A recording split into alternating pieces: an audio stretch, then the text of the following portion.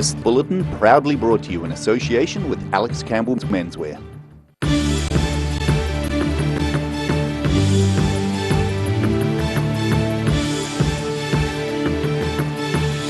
On the South today, there were emotional scenes as departing Dunedin Mayor Dave Cull closed his final council this week. A weekly quiet hour is set to begin at Countdown stores across the country later this month. And one person was seriously injured following a two-car collision in Halfway Bush this morning.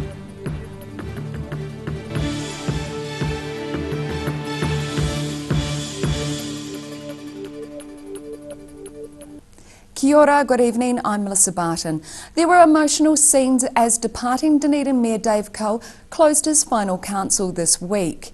As well as Cull, councillors Kate Wilson and Conrad Steedman also said their final goodbyes.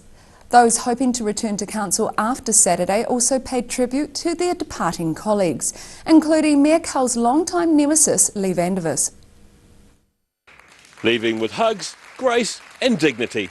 Throughout much of Mayor Dave Cull's reign, Chris Staines has been his deputy and greatest supporter through sickness and health.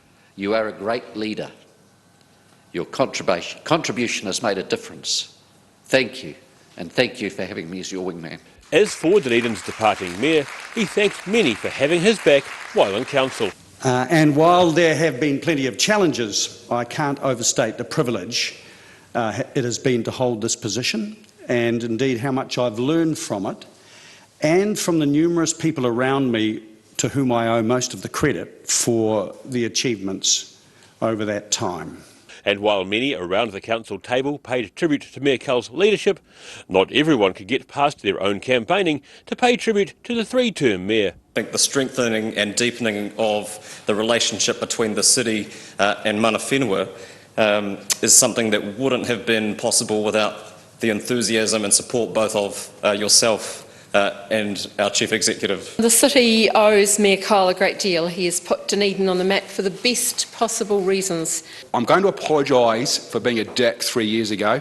There were some comments there I made, but not seeing the man who you are. Not always an easy day at the office, and it takes a special character and a special personality to allow order to exist when disorder might want to take control. Dave has been that face of the city for the last 9 years. And even before I got to the council table, you could always see how well we were presented. I'd just like to say thank you, Dave. I remember coming in and sitting in your office before I got elected and having a chat to you. I just really appreciate your calm and wise manner. What I've admired most is your ability just to switch off completely from the naysayers and from the people that just don't want to understand. As other speakers have said, in your leadership, immediately following March 15th terrorist attacks in Christchurch. The name recognition that you have afforded me may actually end up being one of my main positive attributes from this reasonably tough period. Voting in the local body elections to choose the city's new mayor, councillors, regional councillors and health board closes at noon this Saturday, with provisional results Saturday night. And with his last words from the mayoral chair, Cull wished good luck to those who will sit around the council table after this Saturday. But finally, I wish the incoming council and the mayor, whoever that turns out to be, all the very best for the next term. In Dunedin, the South Today. The student flat where second-year student Sophia Cristani died will come under control of the residential hall, Studham College, from next year.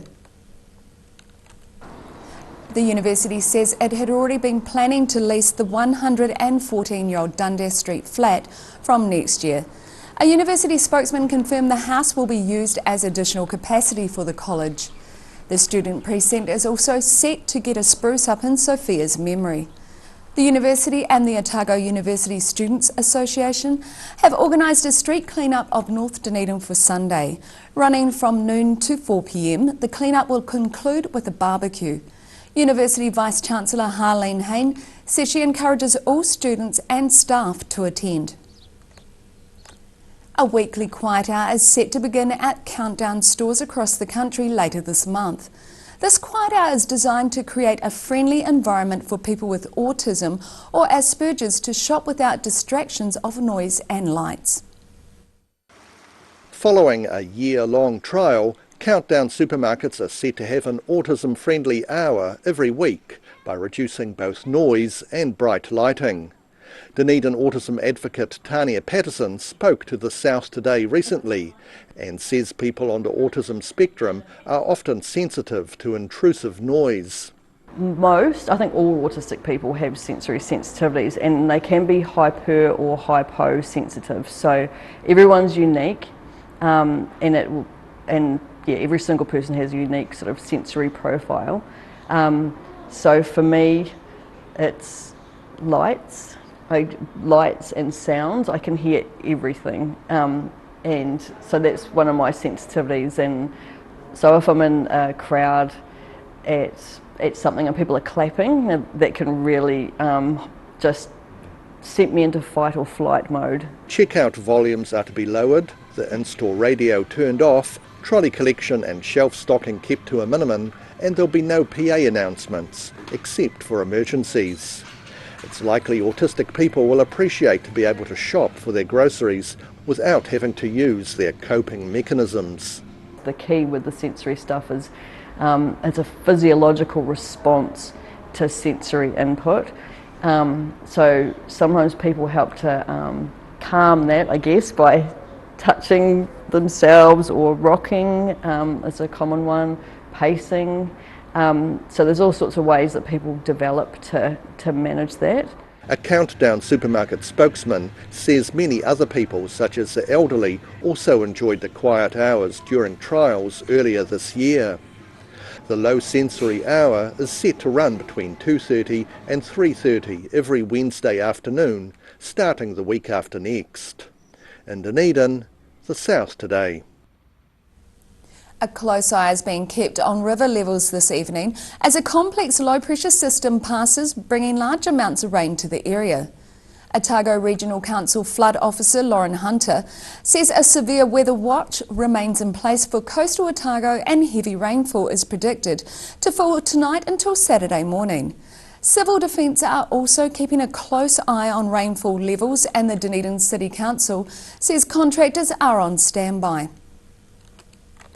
One person was seriously injured with another suffering minor injuries following a two-car collision in Halfway Bush this morning. Heavy fog meant visibility was poor for commuters making their way into Dunedin. A police spokeswoman says one person was seriously injured in the crash on Dazeel Road and another person was initially trapped after the crash. Police blocked off both ends of the road and 2 ambulances were called to the scene just after 9 a.m.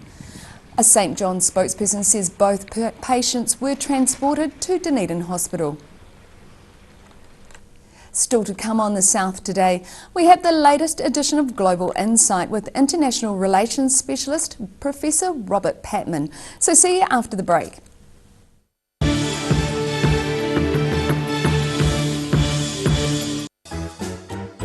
Every reason, every season, we're proud to dress the region.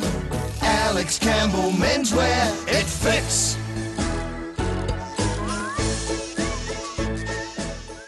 A poorly maintained heat pump can lose up to 35% of its output. The Mr. Heat Pump Cleaner team are experts. Their specially developed chemical wash is totally biodegradable. Call Mr. Heat Pump Cleaner and get the job done by the professionals. Garrador Dunedin, delivering quality, stylish garage doors in Dunedin for over 17 years. New doors, replacement doors and maintenance are all part of Garrador's quality service. Garrador Dunedin offers a full range of modern quality doors to suit any home. Come visit the team. If you're at risk of developing melanoma skin cancer, you owe it to yourself to have a mole map. Mole Map is coming to your area. Phone today to make an appointment. It could save your life.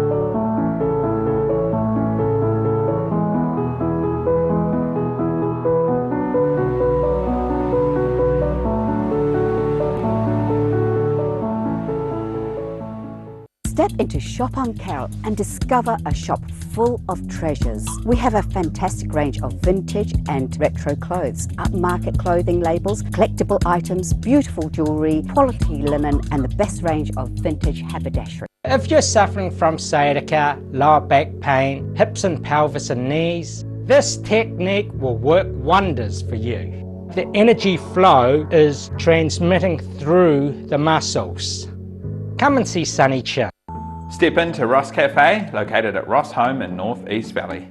We have a great range of hot and cold food, friendly service and a warm atmosphere that you are sure to enjoy.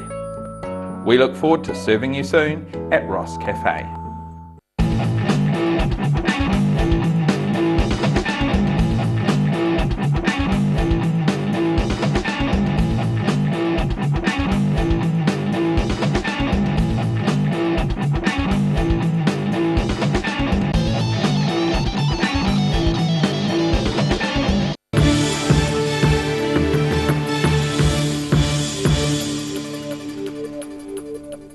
Welcome back.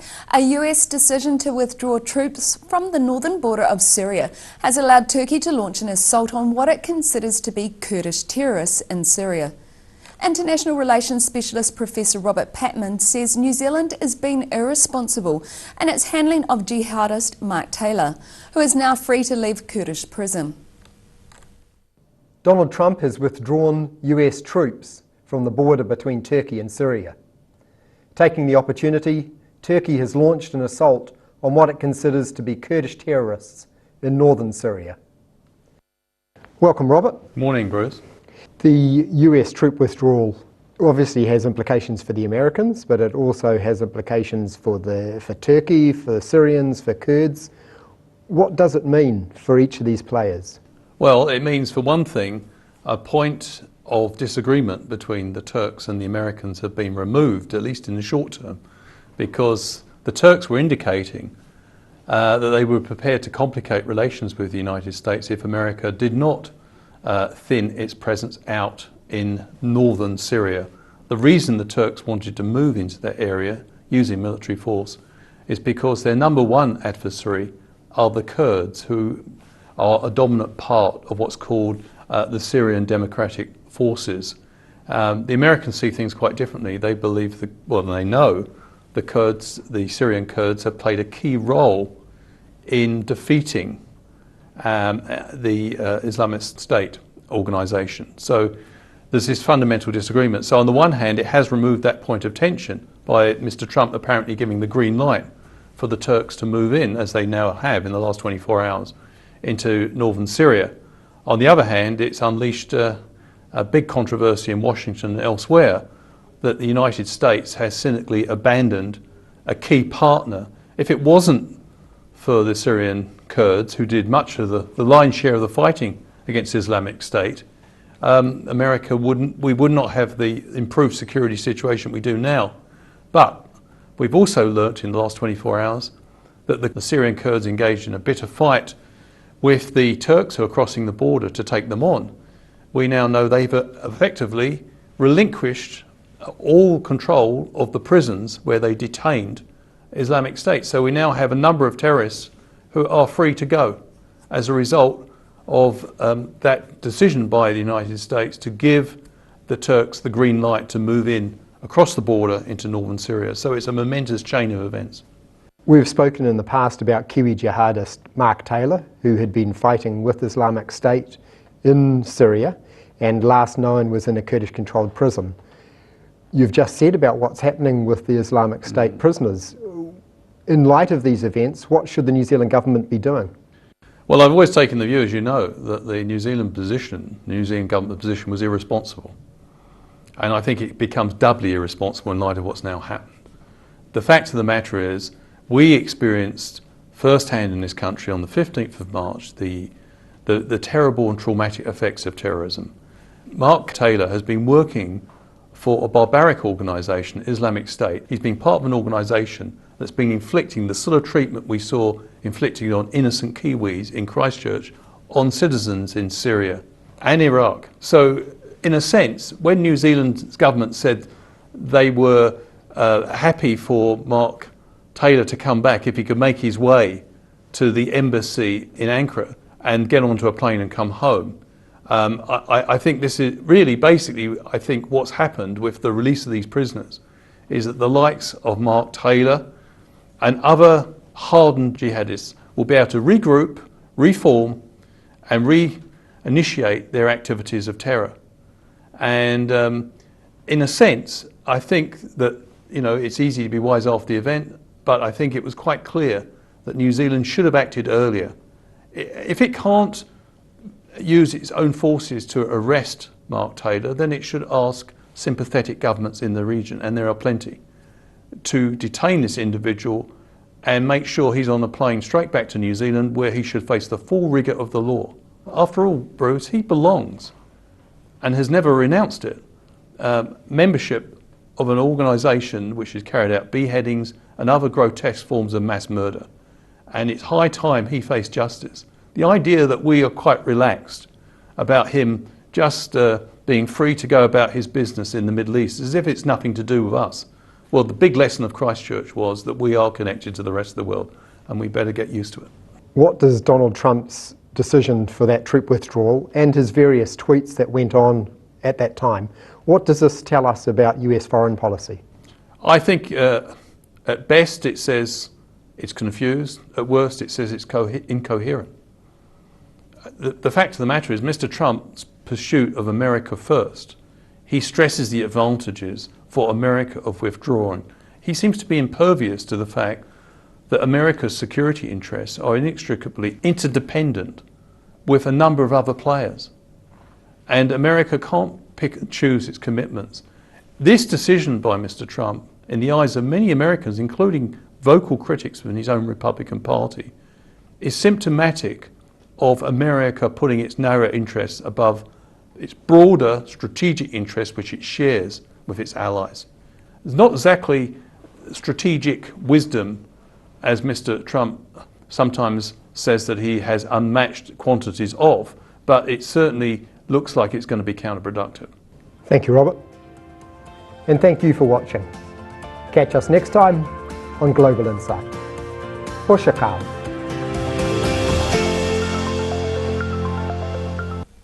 And you can view the full interview with Professor Patman online at odt.co.nz. After the break on The South Today, we continue our series of interviews with Stephen Woodhead about his time at the Otago Regional Council, and we have the weather going into the weekend, so stay with us.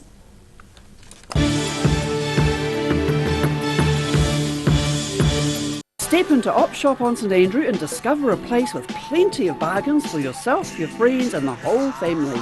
We have new items arriving every day. Visit us for a fabulous range of economy and upmarket clothing, accessories, books, shoes and more. Shop with us and support your community. Every reason, every season, we're proud to dress the region. Alex Campbell Menswear, it fits.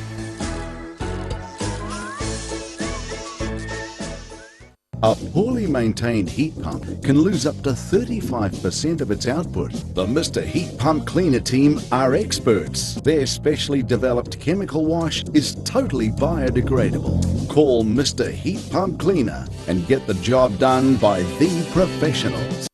When it's time to say goodbye to your pet, Heaven Sent Pet Cremations are here to help you through this difficult experience. Call Heaven Sent Pet Cremations today for their care and guidance.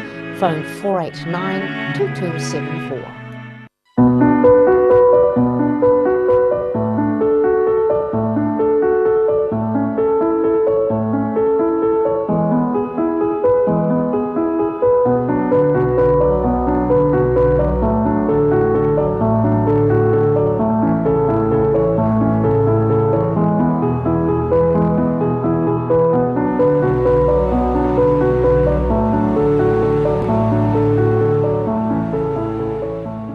You've seen us in the street, now find us online. Check out shopon.org.nz. We have all sorts of treasures, from retro and vintage clothing to antiques, homewares and accessories. New items added every week. We're open 24/7. If you're at risk of developing melanoma skin cancer, you owe it to yourself to have a mole map. MoleMap is coming to your area. Phone today to make an appointment. It could save your life. Garrador Dunedin, delivering quality, stylish garage doors in Dunedin for over 17 years. New doors, replacement doors and maintenance are all part of Garrador's quality service. Garrador Dunedin offers a full range of modern quality doors to suit any home. Come visit the team. Miller's Flat Bakery, proudly opening this Labour weekend after a long labour of love. The Restoration Trust has brought back to life this historic part of the main Central Otago transport route. Come see the only wood-fired bakery oven in New Zealand. Turn off at the Miller's Flat Blue Bridge and bring the whole family to enjoy some tasty fresh baked goods the old-fashioned way, before electricity. That's the Miller's Flat Bakery opening Labour weekend.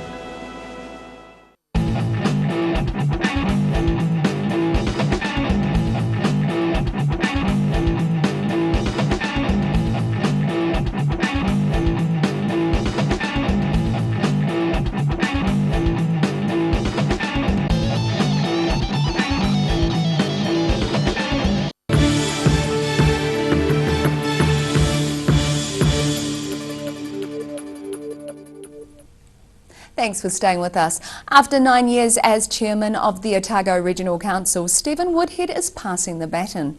In this series of interviews, he discusses the challenges for the council tasked with protecting the region's environment. Woodhead says rabbit pests could be better controlled in the long term through genetic engineering than toxic pesticides. Look, if we're serious about the predator-free, which is not obviously focused on rabbits, but the same technology can be used there. We've got a number of tools in the toolbox for rabbits, ranging from night shooting to dogs to toxins and obviously the virus. We've lived on the back of the successful or the establishment of the virus into a naive population for the last decade or 15 years, but the immunity levels have built, so the effectiveness of that virus is never going to be back to what it was. And we need to understand that, and landholders, the most efficient way to manage rabbits as pests is for landholders to take responsibility for the control of them on their land. And for some that is a real challenge, particularly in the dryland areas of Central Otago and for around the peri-urban areas and the subdivisions. And as I understand it, you can slowly, through a bit of gene editing, slowly turn the population into males. All right, and what that means obviously is they slowly die out, and so possums are another one that do a huge amount of damage to our biodiversity, flora and fauna. And if we're serious about it, and there are some genuine concerns about the ongoing use of toxins, then something like gene editing and that sort of technology, in my view, should be pushed through and able to be used to control what are actually, in the end, introduced pests. We forget about that. They weren't here originally. And you can see more of the interview with Stephen Woodhead online at odt.co.nz. And now recapping tonight's top stories on the South today. There were emotional scenes as departing Dunedin Mayor Dave Cull closed his final council this week, with many councillors paying tribute to his reign.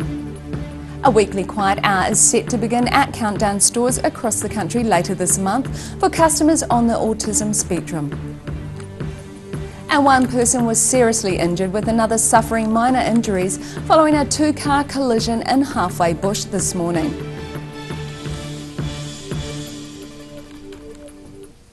And now look at what's happening in tomorrow's ODT. Welcome, Barry Stewart. What have you got for us in tomorrow's paper? We've got a lot of stuff for you tomorrow. The Environment Court has backed farmers in a protracted battle over minimum flows in the Lindis.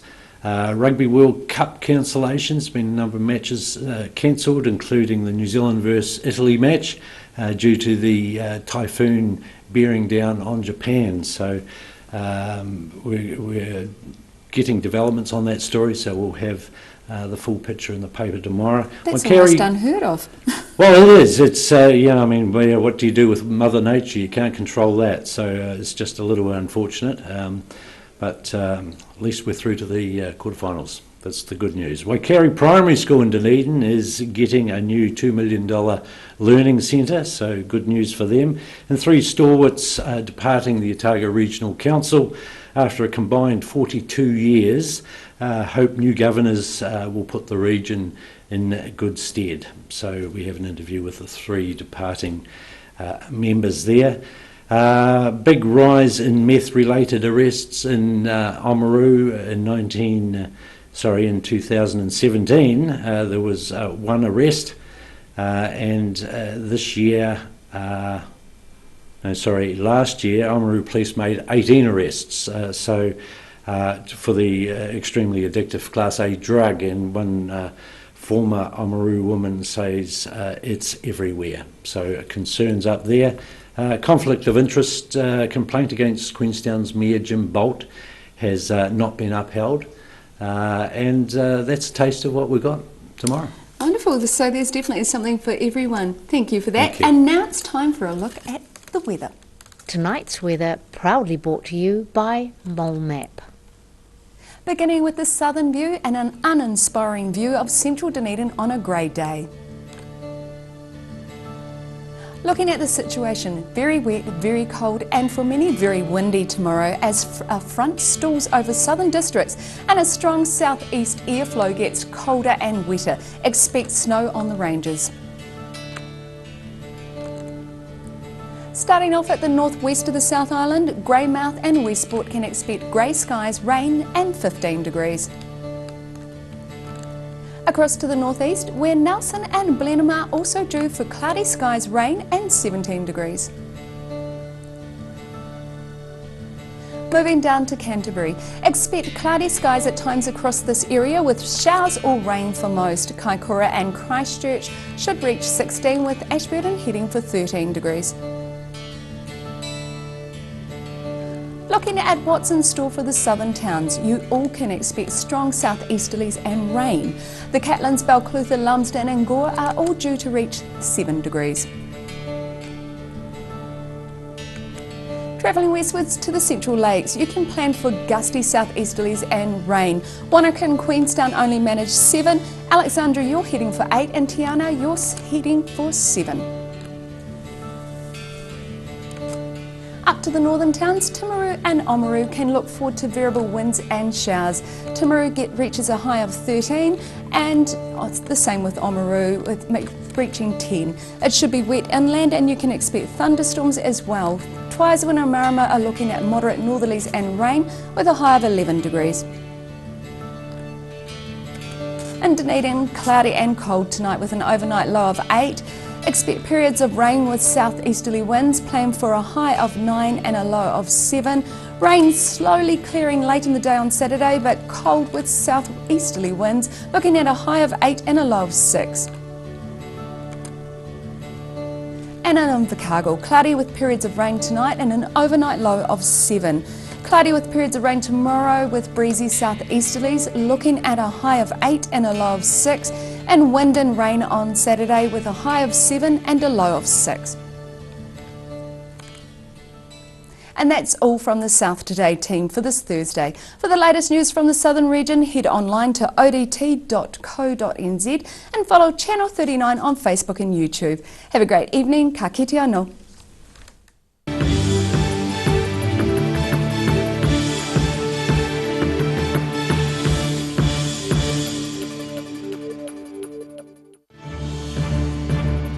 This bulletin proudly brought to you in association with Alex Campbell's Menswear. Supporting local content so you can see more of New Zealand on air.